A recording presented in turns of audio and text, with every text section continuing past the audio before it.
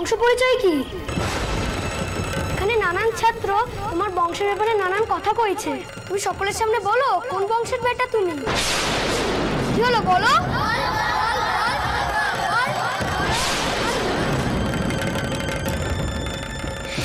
পিতার পরিচয় নেই, অথচ ভদ্র ব্রাহ্মণ সন্তানদের সঙ্গে লেখাপড়া করতে এসেছো। কোনো পিতৃ পরিচয়হীন ছাত্র এই বিদ্যালয়ে পড়তে পারবে না।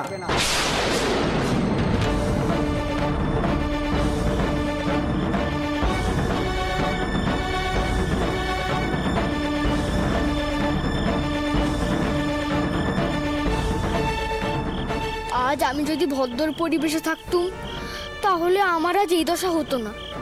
মা কেন আমায় ওখানে রাখে? ওটা তো একটা নরক। ওখানে থাকি বলেই তো সকলে আমায় ঘৃণা করে।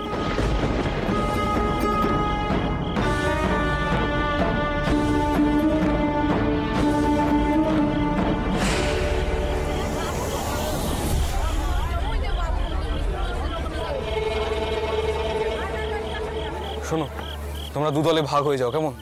তোমরা হাটের একদম শেষ অবধি চলে যাও, দিকটা ভালো করে দেখে এসো। আর শোনো, চোখ কান সব খোলা রাখবে কেমন? হ্যাঁ কর্তা। এসো।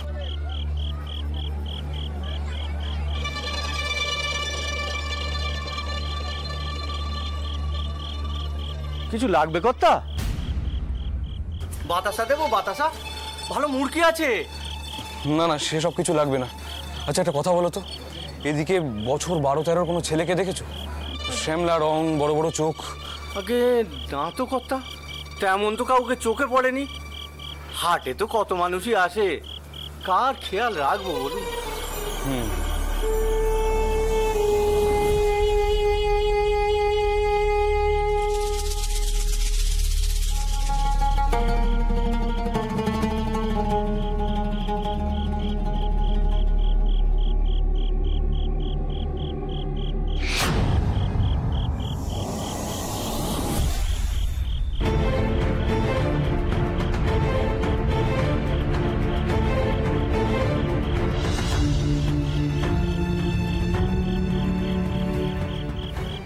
এই যে শোনো, কে তুমি?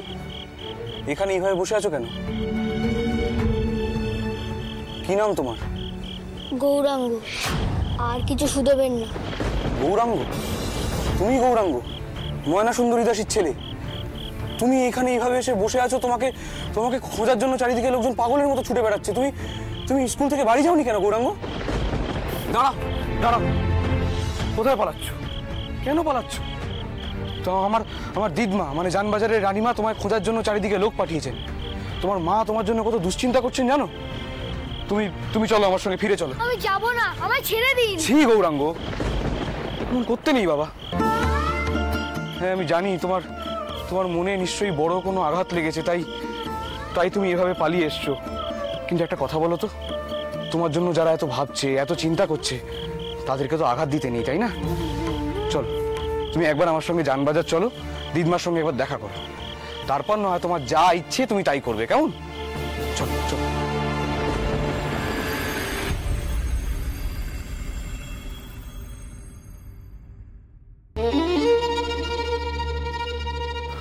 মা মা বলছি, কোতোয়ালিতে খবর দেওয়ার আগে আরেকবার কি লিটলদের বলে দেখবো, আরেকবার ওরা দেখে আসো। ওরা চতুর্দিক ভালো করে খুঁজেছে বাবা। মা আমি একটা কথা বলবো, একান্ত যদি খোঁজ করতেই হয় তো সেক্ষেত্রে আপনি কোতোয়ালিতে খবর দিয়ে দয়া করে নিজে বিষয়টি থেকে সরে আসুন। আপনার হয়তো মনে হবে যে আমি অনধিকার চর্চা করছি, কিন্তু আখেরে কিন্তু এটা সবার জন্য মঙ্গল হবে। তাই আমি বুঝেছি বাবা, বুঝেছি আমি, কিন্তু এসো বাবা, এসো এসো এসো তো ভেতরে এসো, আমার সঙ্গে এসো এসো। দেখো গৌরাঙ্গ, এতদূর এসে দিদমার সঙ্গে একবার দেখা না করে চলে যাবে? দিদমা তোমার জন্য কত চিন্তা করছেন বলো তো। দিদমা ও তো আসতেই চাইছিল না, বাজারের এক কোনায় চুপটি করে বসেছিল। তুমি এসো বাবা, কিন্তু তুমি কাউকে কিছু না বলে কোথায় চলে গিয়েছিলে? তুমি জানো তোমার মা, আমরা সবাই কত চিন্তা করছিল। আর আর তুমি আসতে চাইছিলে না কেন বাবা?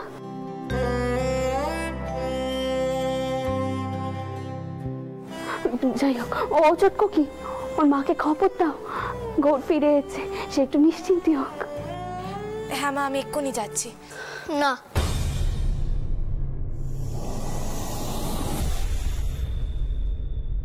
আমার মাকে কিছু জানাবেন না। আমি আমার মায়ের কাছে কিছুতেই যাব না।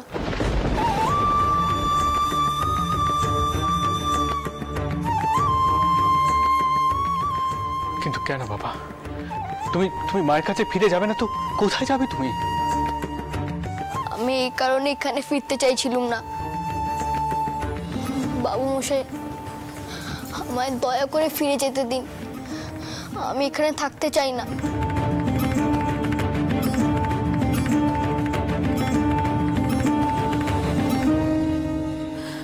মা, শোনো মা, তুমি আবার আবেগের বসে ওকে বাড়িতে রেখে দিও নে। এটা ছেলে পুলের ঘর, সেটা একটু মাথায় রেখো। জানি পদ্ম, সংসারটা শুধু তোমার একার নয়, আমারও।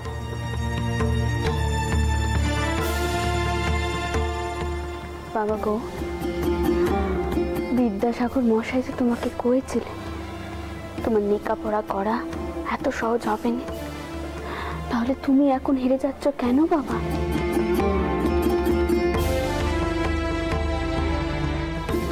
আর তোমার মা যে এত কষ্ট করে তোমাকে লেখাপড়া শেখানোর চেষ্টা করছে, তার দাম তুমি দেবে না।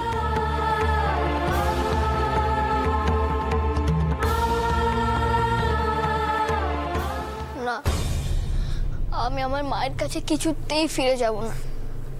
আজ আমার মায়ের জন্য আমার এই অবস্থা।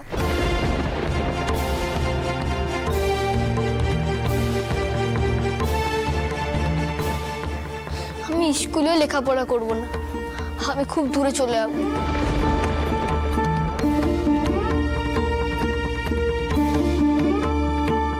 আমায় দয়া করে চলে যেতে দিন। কিন্তু বাচ্চা, তোমার মা যে সর্বক্ষণ তোমার জন্য টাওরকে ডাকছে, তাকে কি কইব? বলবেন আমি ফিরিনি।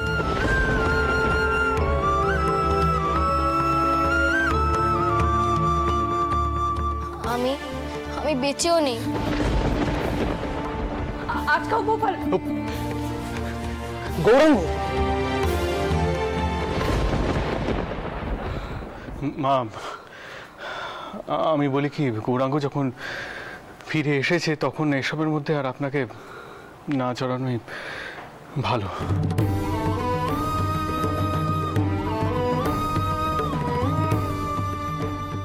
আটামশাই ঠিক কথাই বলেছেন, ওর মাকে ডাকা হোক, উনি যেটা ঠিক মনে করবেন উনি সেটাই করুন। না বাবা,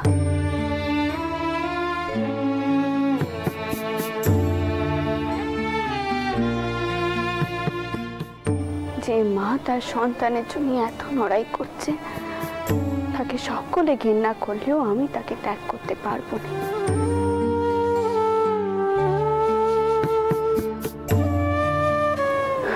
সে যা করছে তার বেটার জন্য করছে। তাকেও তো বেটা জন্ম দিতে গিয়ে একই কষ্ট ভোগ করতে হয়েছে। তাকে কেউ সমর্থন না করলেও আমি এটা ভুলে যেতে পারবো না, সেও একজন মা।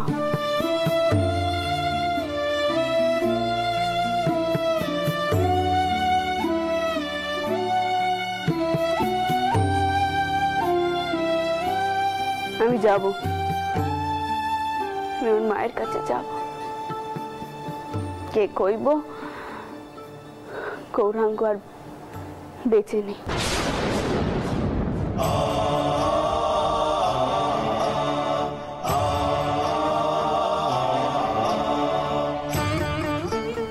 কিন্তু গৌরকেও আমার সাথে যেতে হবে।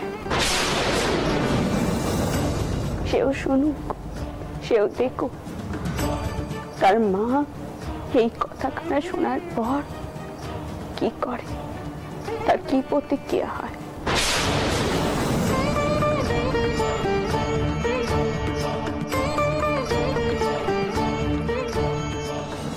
বাবা গৌর,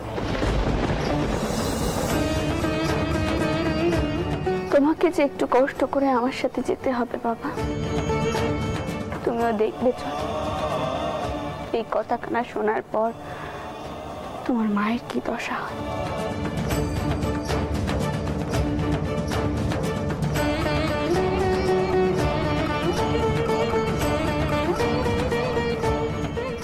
ছোট কি তুমি গৌরকে নিয়ে এসো।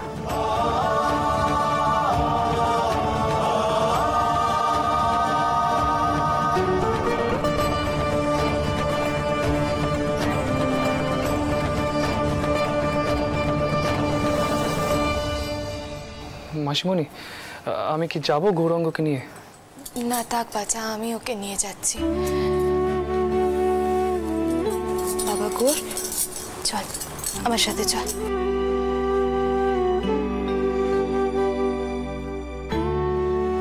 সত্যি বাবু, আমার মায়ের সবেতেই বাড়াবাড়ি। এখন ব্যাটাকে নিয়ে চললো তার মায়ের ভালোবাসা বোঝাতে। এসব করে কি কিছু না বাঁচে? যে ব্যাটা এতদিন মায়ের ভালোবাসা বুঝলো না, সে আজকে বুঝে যাবে? বুঝিনি বাবু।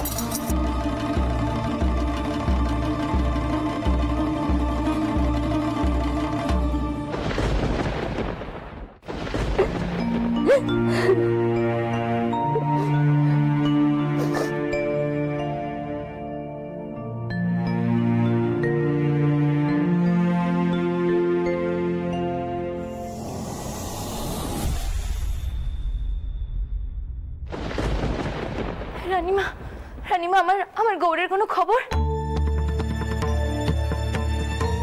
খবর ভালো নয় বাচ্চা।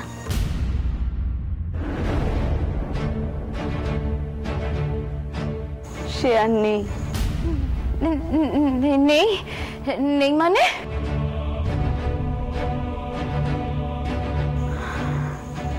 নেই মানে সে তোমার কাছ থেকে অনেক দূরে চলে গেছে বাচ্চা। হাজার ডাকলেও তুমি তাকে পাবেনি। ঠাকুরের কাছে প্রার্থনা করো, তিনি যেন তোমাকে এই শোক সইবার শক্তি দেন। এটা হতে পারে না। আমার গৌর তো আমার সব কিছু। ও ছাড়া তো আমার আর কিচ্ছু নেই। ওই তো আমার শিবরাত্রি চলছে রানীমা। ওকে ছাড়া আমি কি করে বাঁচবো? না না, আমি কেনই বা বাঁচবো ওকে ছাড়া? নিজের জন্য বাঁচবো রানীমা। রানীমা, রানীমা, আপনি তো করেছিলেন গৌরকে এনে দেবেন। তাহলে এনে দেন, এনে দিন না আপনি। আপনিও পারলেন না রানীমা, আপনিও পারলেন না গৌরকে আনতে। গৌর, গৌর ফিরে আয়, ফিরে আয় মায়ের কাছে। তুই কোথায় গেলি গৌর? গৌর, গৌর।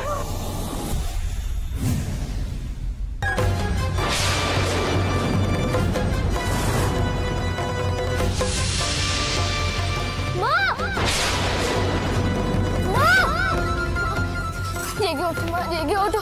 আমি ফিরে এসেছি মা। আমি রানীমাকে মিছে কথা কইতে বলেছিলাম মা। আমি ফিরে এসেছি মা। ও তো চোখ মেলে দেখো, তোমার ছেলে এসেছে।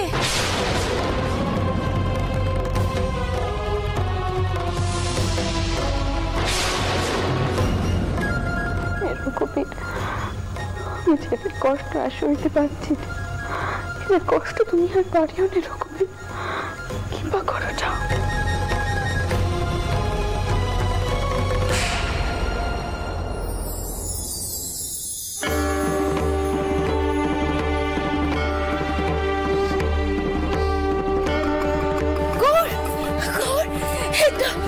আমার ছেলে গৌর, কোথায় ছিলিস বাবা? কোথায় ছিলিস তুই গৌর? গৌর,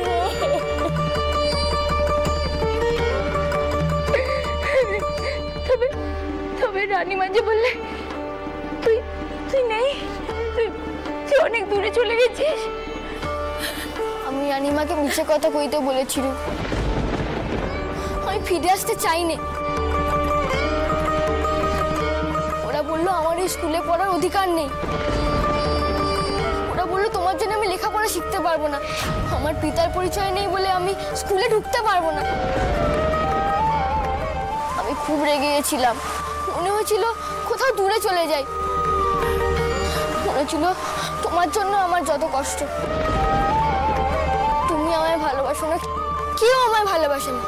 না না রে গৌর, তুই যে আমার সব কিছু, তুই তো আমার মানে, তুই আমার সব কিছু গৌর, তুই আমার বেটা। এরকম কথা বলিস না।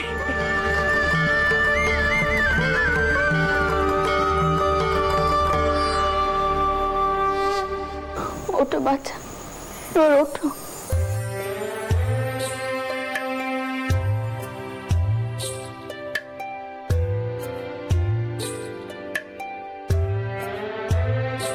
আপনি আমার জন্য অনেক করেছেন রানীমা।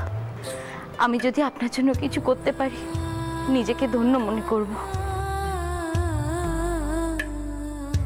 আমি আমার বেটাকে আর কলকাতাতে রাখবো না, পশ্চিমে নিয়ে যাবো ওকে। আমার যা পুঁজি আছে তা সব দিয়ে ওখানে বাড়ি নিয়ে থাকবো। গুরুমশাই রেখে আমি আমার বেটাকে পড়াবো, তবে স্কুলে আর পাঠাবো না ওকে। আমি চাই না আমার কলঙ্ক আমার বেটার মাথায় লাগুক। ভুলটা আমারই। যে সমাজে বামুনরা শুদ্ধদের ঘৃণা করে, সেই সমাজে আমার মতন মেয়েদের বেটারা স্কুলে যাবে, এ কথা ভাবাই আমার ভুল হয়েছে।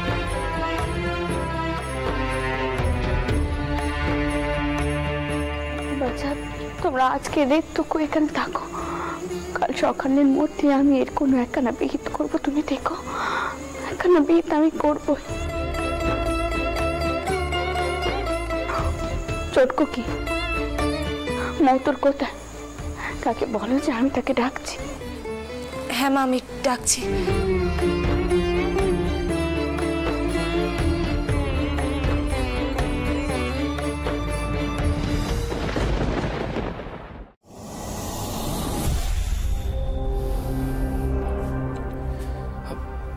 মেশোবাবু, আমি ভূপালকে অনেকবার জিজ্ঞেস করেছি ও কেন বিয়ে করতে চাইছে না, কিন্তু কিন্তু বিশ্বাস করুন ও কিছুতেই কিছু মুখ ফুটে বলছে না। কি আর বলবে সে? বলার কিছু আছে? তার কোনো কারণ আছে কি জানো যদু? সে শুধু আমার বিরুদ্ধাচরণ করতেই ভালোবাসে। এই বিয়েটা আমি ঠিক করেছি কিনা তাই ও বিয়েটা করবে না। আমার কথা মানলে যে তার জাত যাবে। মেশোবাবু, আপনি ভুল বুঝছেন। আপনার এই ধারণাটা ঠিক নয়। ভূপাল আপনাকে এতটাই শ্রদ্ধা ভক্তি করে যে প্রয়োজনীয় নিজের প্রাণটাও দিয়ে দিতে পারে আপনার জন্য। মেশোবাবু, আপনি দয়া করে ভূপালকে ভুল বুঝবেন না। আমি আপনাকে কথা দিচ্ছি যে আমি আর বৌঠান মিলে ভূপালকে জিজ্ঞেস করবো কেন বিয়ে করতে চাইছে না। ওরা তো আপত্তি কিসের বিয়ে করার? মেশোবাবু, আপনি চিন্তা করবেন না মেশোবাবু। আপনি এখানে?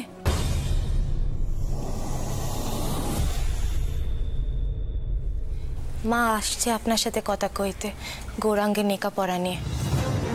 গৌরের মা তো ছেলেকে নিয়ে কলকাতা ছেড়ে চলে যেতে চাইছে, কিন্তু মা আটকে দিয়েছে আজকের জন্য। দেখো জগদম্বা, এবার আমার মনে হয় আটামশির মতো আমারও বলা উচিত যে এই বিষয়ে আমাদের আর এগোনো উচিত নয়।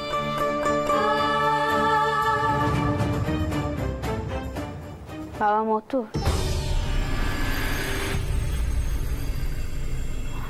তুমি আমাকে শুধু কালকের দিনটা সাহায্য করো, তারপর আমি তোমাকে আর কিচ্ছুটি কইব না।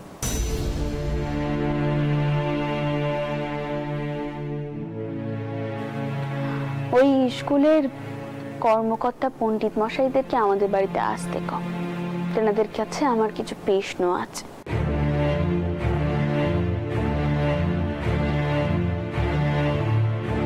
আর বাবা যদু, তুমি ঈশ্বরের কাছে যাও, ঈশ্বরকেও উপস্থিত থাকতে বলো।